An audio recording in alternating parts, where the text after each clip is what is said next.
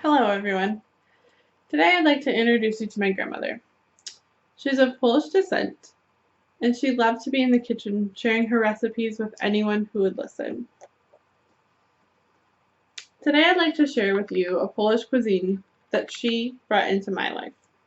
If everyone could close your eyes for just a moment, I'd like you to imagine a dumpling rolled out and stuffed with some of your favorite ingredients, whether it be ground beef, onions, and mashed potatoes, or broccoli and cheese.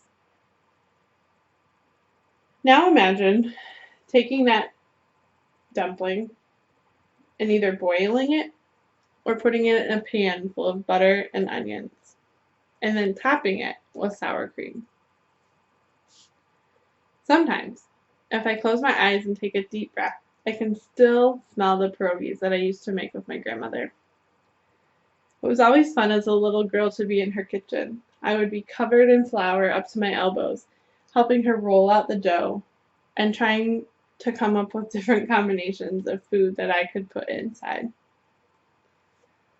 She had a lot of Polish recipes, but the pierogi was my favorite. PolskaFoods.com claims that pierogies have been made in Poland since the 13th century. Although the origin of pierogies is unknown, the word pierogi began popping up in Polish cookbooks in the 17th century and have ever since been linked to Poland.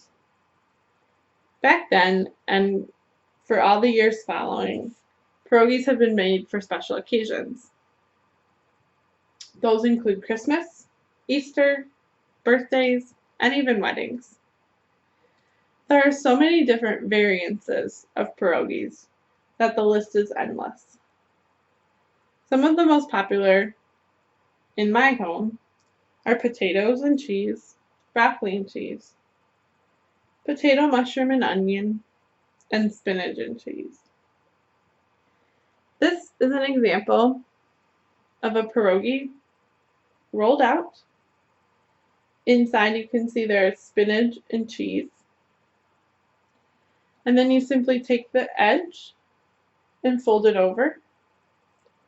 Press down around the outside with a fork. And then you would simply boil or pan fry. Now in Poland, they used to make pierogies as desserts as well. They would stuff strawberries or blueberries, top with a sweet sauce and whipped cream.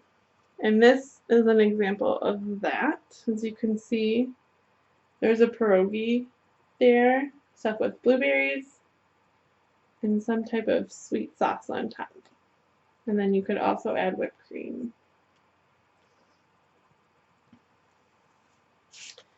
According to Polska Foods, the pierogi came to the United States when Eastern Europeans immigrated in the 1900s. In the 1960s, they found their way into the frozen food aisles of our local grocery stores. Americans seem to love them, consuming 31 million pierogies per year. The United States has also made a National Pierogi Day, which is October 8th. Since coming to the United States, we have Americanized the word pierogi.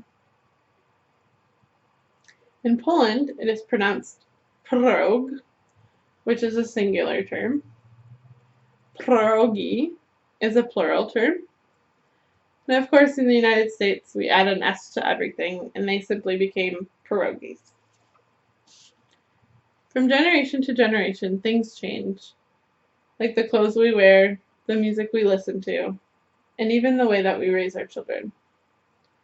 The food and the traditions from our parents and grandparents that we pass down to our children will be what they carry on for the years and years to come.